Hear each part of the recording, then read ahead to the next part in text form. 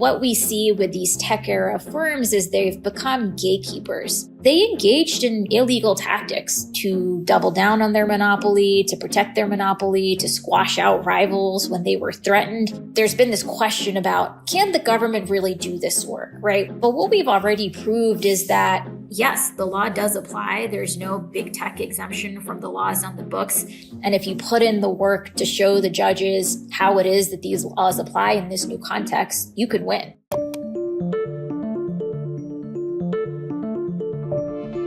I'm Jon Favreau, and you just heard from today's guest, Chair of the Federal Trade Commission, Lina Khan.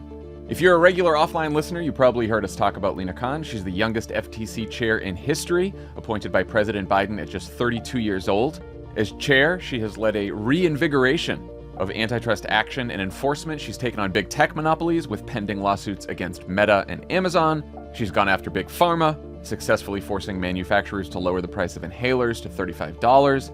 She's even tackled price gouging at grocery stores, blocking the Albertsons-Kroger merger just last month. I invited her on because we've talked a lot on this show about what it takes to hold big tech accountable, and Lina Khan is probably the single person who's had the most success doing that. We got into her work. We also talked about how the internet has changed the way monopolies operate, what she expects from her Trump-appointed successor, and why her work at the FTC has made her an unlikely folk hero. Lina Khan, welcome to Offline. Thanks for having me. So obviously, Trump administration is coming back into office, and agencies like yours and people throughout the federal government, throughout the Biden administration, are going to see some of their accomplishments, attempted to be rolled back. What are some of the actions you've taken that you feel confident will endure beyond your tenure? So the big caveat is I can't predict what the new administration is going to do. I will say, though, it's been very striking, being in DC these last few years, seeing a lot of disagreement between the parties, to see actually some agreement that unchecked corporate power and unchecked monopolization is dangerous for Americans, and we need to have aggressive enforcers to take that on. So I do see that some of this work is set up for continuity rather than backsliding. We've brought big cases against dominant technology companies. We have major litigations ongoing against big middlemen in the healthcare sector. We've taken on illegal patenting tricks that have been inflating the costs of everything from asthma inhalers to EpiPens. That is all work that is underway right now. I hope a future administration wouldn't be undoing that, because I think it's right on the law, on the facts, and it's doing real good for American people. We spent a lot of time on this pod talking about all the ways that the internet and the tech industry are reshaping our society, and how little progress has been made in reining in their excesses and mitigating some of the harms they've caused. You've been focused from the beginning on what you believe to be big tech monopolies: Amazon, Meta, Google, Microsoft, Apple. How do these digital age monopolies look different than previous monopolies, and what are some of the unique challenges they pose to regulators like yourself? Yeah, it's a good question. And I think one core way in which there is an analogy is these tech monopolies are actually middlemen. And the original monopolies that led to the passage of the antitrust laws were the railroads. And so what we see with these tech era firms is they've become gatekeepers. So they're connecting consumers and shoppers. And what's allowed them in part to become so dominant is the way that digital markets work. You have things like network effects and the reinforcing advantages of data that really put a primacy on chasing scale.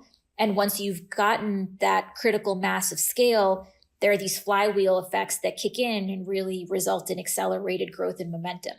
That said, what we've also seen with several of these companies, as a whole set of lawsuits now allege, is they engaged in illegal tactics to double down on their monopoly, to protect their monopoly, to squash out rivals when they were threatened. And that's been a contributing factor too.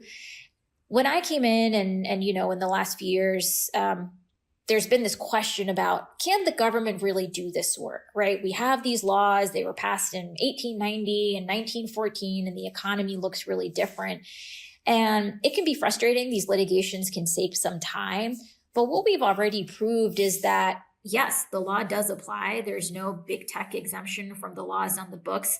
And if you put in the work to show the judges how it is that these laws apply in this new context, you could win, right? The Justice Department got a landmark victory finding that Google had illegally monopolized parts of the search market.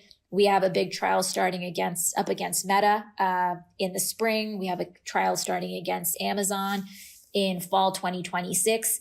We only got there after defeating their motions and prevailing. And so it's been really thrilling to show that this can work.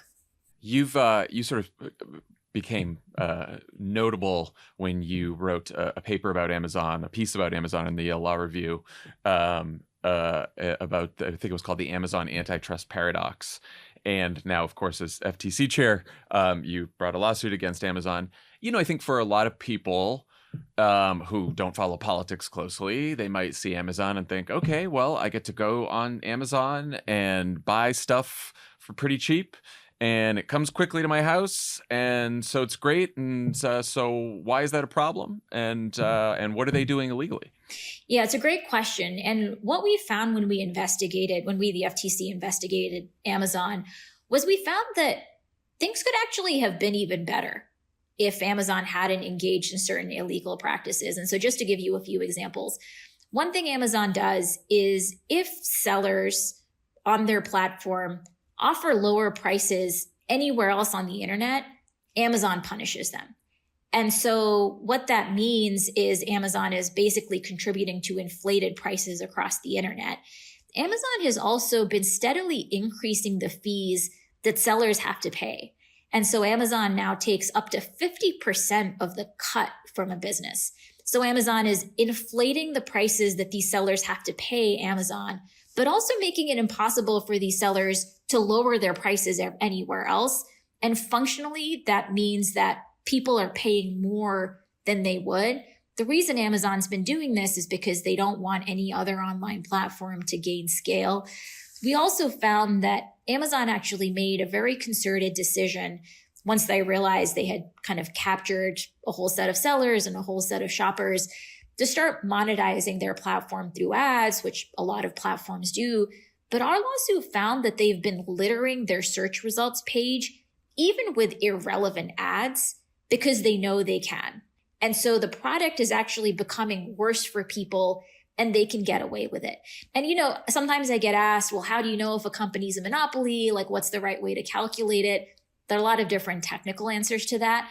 But at its core, if a company can get away with making things worse for you as a customer, either hiking up prices, making the service worse, and you're kind of stuck, there are no ramifications for it in the market, that kind of too big to care mentality is oftentimes a direct indicator of monopoly power. There are other allegations in the complaint. We found they used this secret algorithm called Project Nessie, which was explicitly designed to inflate prices. So it can sometimes be hard as a consumer to be like, well, what's the counterfactual and the alternative? And what our lawsuit says is things could be even better if Amazon hadn't broken the law. Offline is brought to you by Fatty 15. Have you noticed any signs of aging, such as poor sleep, lack of energy, stiff joints, or anything else? All of the above. We're excited to tell you about C15 from Fatty 15, the first essential fatty acid to be discovered in more than 90 years. It's an incredible scientific breakthrough to support our long-term health and wellness, and you guessed it, aging and longevity. Fatty 15 co-founder Dr. Stephanie Venn Watson discovered the benefits of C15 while working with the U.S. Navy to continually improve the health and welfare of aging dolphins. These dolphins, these dolphins, they had these terrible debate performances, and they're just hanging on, and they wouldn't step aside, and then you're like, well, what's the point of having a dolphin if they're not able to do the stuff that you need a dolphin to do? Mm-hmm. And it's not the dolphins' fault that we were experiencing inflation over the last 4 years, but they're just getting old. Right. Well, it's just sort of like it's not the dolphin's fault, but also we need the dolphin to be able to explain it. Mm-hmm. Talk about it. Based on over 100 studies, we now know that C15 strengthens our cells and is a key longevity-enhancing nutrient, which helps to slow biological aging at the cellular level. In fact, when our cells don't have enough C15, they become fragile and age faster. And when our cells age, our bodies do too. We're made of cells. You know that? Cells in water, that's it. This eventually led to studies finding the first new nutritional deficiency in 75 years called cellular fragility syndrome, caused by a lack of the essential fatty acid C15. As many as 1 in 3 people worldwide may have low C15 levels and cellular fragility syndrome. Just walking around there, I got no idea. To help fix cellular fragility syndrome, we call it CFS, and further extend our health and longevity, a team of doctors working in collaboration with the U.S. Navy spent over a decade to develop the pure, optimized, and bioavailable C15 zero ingredient and fatty 15. Best of all, fatty 15 comes in a gorgeous reusable glass bamboo jar, and refills are shipped right to your door. I think it just arrived at the office, and Great. boy, I can't wait for you to try it. And for me to try it. Yeah, sure. And for Tommy to try it. Fatty 15 was my nickname in high school. I don't know what that means. Fatty 15 is on a mission to optimize your C15 levels to help you live healthier, longer. You can get an additional 15% off their 90-day subscription starter kit by going to fatty15.com/offline and using code offline at checkout. That's fatty15.com/offline, code offline. This show is sponsored by BetterHelp. What do you want your 2025 story to be, John? Boy. More of a thriller? A romance novel? Hey, you know what? I think I'd like to move from Nonfiction? I'd like to move from workplace comedy and Workplace tragedy? and first act of romantic comedy to sitcom. I'd like to move to situational comedy. I like that. Just pure sitcom. I'll co-star with you. Every January brings you 365 blank pages waiting to be filled. In 2025, maybe you're ready for a plot twist, or maybe there's a part of your story you've been waiting to revise. Life isn't about resolutions that fade by February. It's about picking up the pen and becoming the author of your own life. Think of therapy as your editorial partner, helping you write new chapters and create the meaningful story you deserve to live. And unlike editors, it's not annoying. Therapists can be really helpful. They listen to you and they give you great advice. And it's just great to have someone that you can sit down with and talk to. I've tried therapy. I really enjoy it. I look forward to it every week.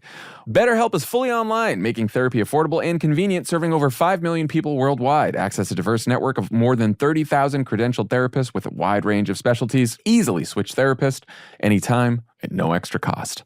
Write your story with BetterHelp. Visit BetterHelp.com/offline to get 10% off your first month. That's BetterHelp, HELP.com/offline. You mentioned in your earlier answer old economic models. One of my hobby horses over the past few years has been economists and policy experts, some of them liberal or at least center-left, who argue that focusing on corporate price gouging is misguided since it wasn't a significant driver of inflation. Kamala Harris's proposal to ban price gouging during the campaign and empower the FTC to impose harsher penalties on companies that fix prices were criticized by a lot of economists during the campaign. My old Obama administration colleague Jason Furman said it's not a sensible policy that and has no upside and potentially some downside. What do you think about that? So it's been really interesting to follow a lot of these debates and, what was really driving up the high prices. From where we sit at the FTC, I think we've observed a few things. We've seen that when you have less competition in a market, it's easier for firms to kind of coordinate. And one thing that we heard on earnings calls, for example, is when executives were talking to their shareholders, is that they were acknowledging that, look, during the pandemic, input costs rose and they had to keep their, prices up. But as those prices fell, as those costs fell, the prices didn't come down concurrently. And in some cases, executives on these earnings calls were boasting about the fact that they could keep prices high even as those costs fell and keep their inflated margins. Do you want to call that gouging? Do you not want to call that gouging? I think that's a separate debate. But this question of, was corporate power contributing to inflated prices? I think there is some evidence there.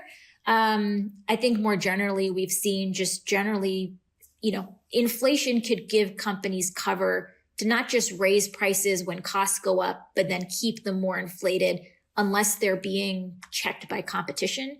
The other connection we've seen is when you put your eggs in one basket, you have a pretty fragile situation, right? And so the more we've seen consolidation, including in areas like infant formula, all it takes is that single contamination or that single disruption for the whole supply chain to seize up, and then prices go up. So even structurally, if nobody's trying to do anything wrong, just more consolidation and centralization can make things fragile. The FTC recently successfully blocked the Kroger-Albertsons merger.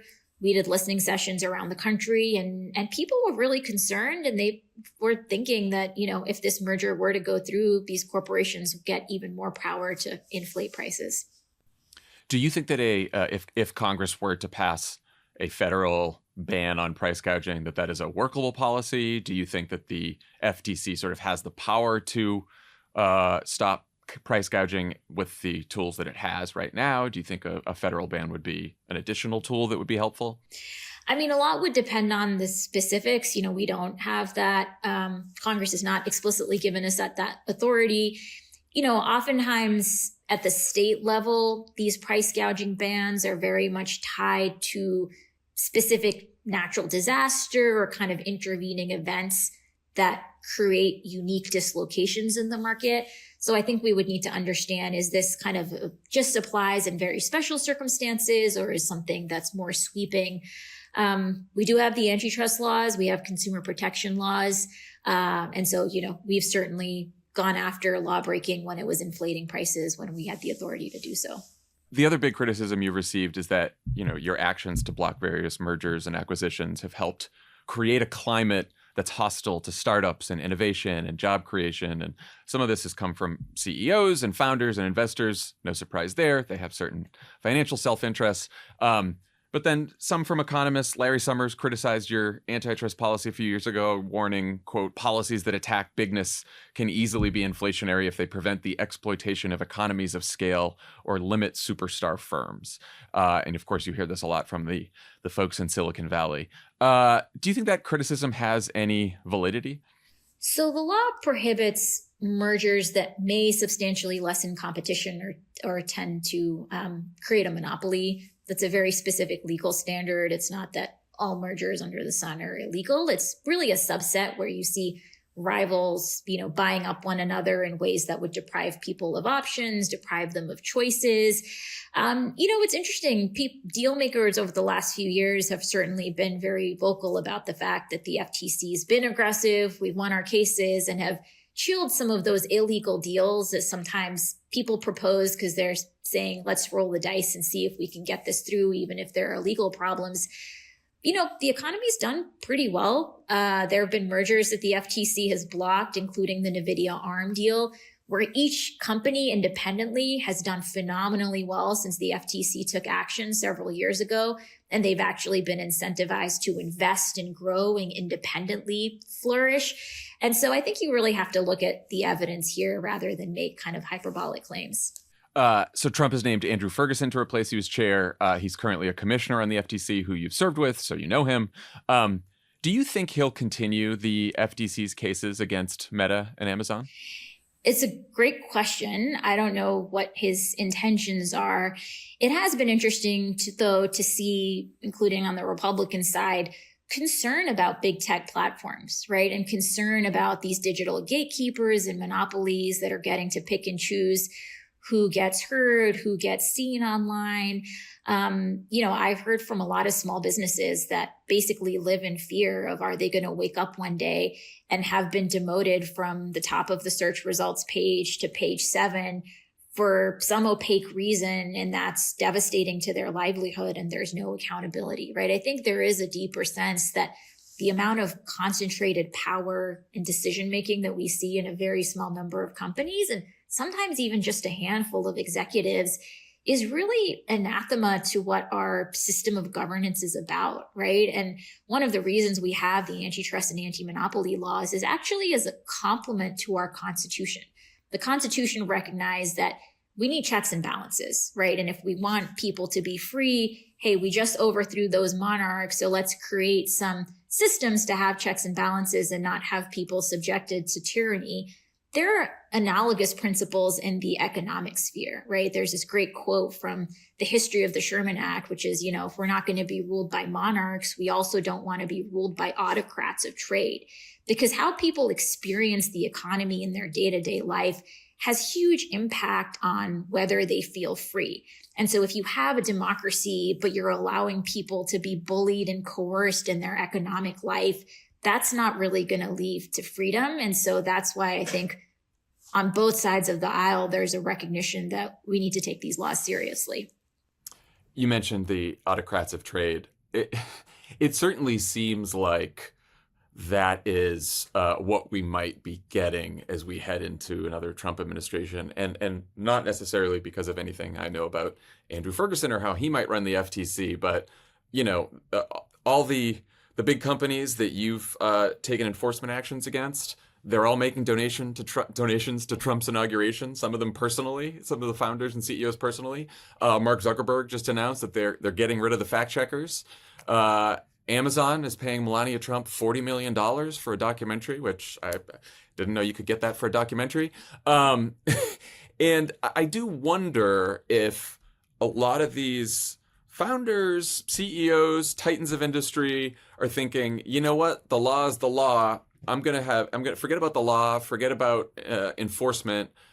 I want a system where favors and relationships can get me what I want. And in Donald Trump, I have someone who, if you flatter him or you have a relationship with him or you do what he wants, if you praise him, then maybe they can get what they want economically for their businesses. How much does that worry you? It's a really good question. And I think there's a really live debate, about the future of populism and what does each party stand for. And I think more generally, we see some of the concerns that the founders had, that the kind of supporters of the antitrust laws had, which was that if you allow so much concentration of economic power and you have oligarchs and plutocrats, that means they have economic power, but it also gives them political power. And that's what's fundamentally so dangerous. So I think you're right. We're seeing right now in real time some of the real dangers of what happens when you have so much concentrated power. Offline is brought to you by Lumen. Did you know 80% of resolutions fail by February? You can beat the odds with Lumen and improve your health. Lumen is the world's first handheld metabolic coach. It's a device that measures your metabolism through your breath. And on the app, it lets you know if you're burning fat or carbs and gives you tailored guidance to improve your nutrition, workouts, sleep, and even stress management. All you have to do is breathe into your Lumen first thing in the morning, and you'll know what's going on with your metabolism, whether you're burning mostly fats or carbs. Then, Lumen gives you a personalized nutrition plan for that day based on your measurements.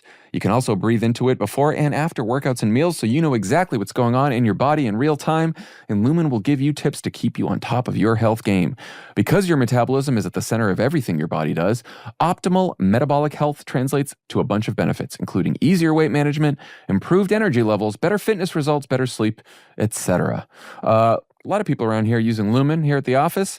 You just do a quick metabolism check in the morning, which will generate a nutrition plan for the day to keep you on target to reach your health goals. You can blow into your Lumen before the workout. That way you can tell if your metabolism needs fuel to get through your whole training session. Then you can do it at the end of the workout. See if you need to refuel to keep your metabolism at an optimal level. Take the next step to improving your health. Go to lumen.me/offline to get 20% off your Lumen. That's lumen.me/offline for 20% off your purchase. Thank you, Lumen, for sponsoring this episode. Offline is brought to you by ZBiotics Pre-Alcohol. Let's face it, after a night with drinks, I don't bounce back the next day like I used to. I have to make a choice. I can either have a great night or a great next day. I'm not choosing. I choose pre-alcohol. Oh, yeah. ZBiotics Pre-Alcohol Probiotic Drink is the world's first genetically engineered probiotic. It was invented by PhD scientists to tackle rough mornings after drinking. Here's how it works. When you drink, alcohol gets converted into a toxic byproduct in the gut. It's this byproduct, not dehydration, that's to blame for your rough next day. Pre-alcohol produces an enzyme to break this byproduct down. Just remember to make pre-alcohol your first drink of the night. Drink responsibly, and you'll feel your best tomorrow.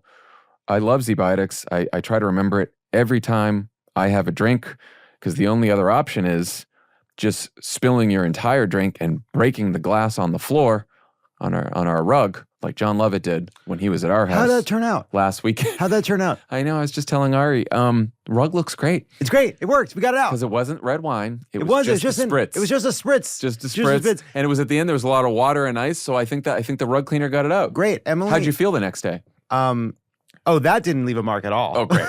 Well, honestly. I was going to say about the drinking. Well, when it lands on the floor, it doesn't really hurt your morning. But no, you know what the worst part about that is? When you drop a cup at a party, you don't feel great about it. And so Emily, as the host, was so magnanimous. She walked up to me and she said so sweetly, great, fucking great. The only rug you shouldn't have dropped it on. I'll send you the bill. And that really made me feel comfortable. That really made me feel at ease. It's funny because there were, 7 or 8 children between 1 and 6 years old. And none of them broke anything. Spilled anything. No. Just John Lovett. No. A couple of them crawled across broken glass. Yeah, that's true. Which again was on me. Not on them. Go to zbiotics.com/offline to learn more and get 15% off your first order when you use offline at checkout. ZBiotics is backed with a 100% money-back guarantee, so if you're unsatisfied for any reason, they'll refund your money, no questions asked. Remember to head to zbiotics.com/offline and use the code offline at checkout for 15% off. I know your job isn't strictly political, but obviously politics has affected your job. It's one of the reasons you're leaving it. I wonder if you have a take on what happened in this last election and sort of the broader political moment we're in right now. You're right. I will defer to the kind of election analysts to fully get into that. We've been focused on governing and using our policy and enforcement tools.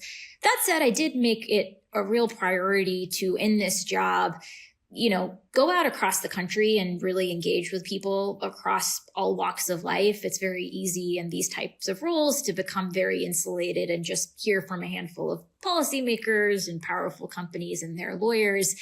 And as I listened to people across the country, I think there was a real sense that all too often people are not getting a fair shake in our economy. And, people might not then say, hey, we need to bring a Sherman Act lawsuit. But I think oftentimes in a raw, fundamental, visceral way, people know that some corporation is kind of screwing them in some way and they want the government to fight for them.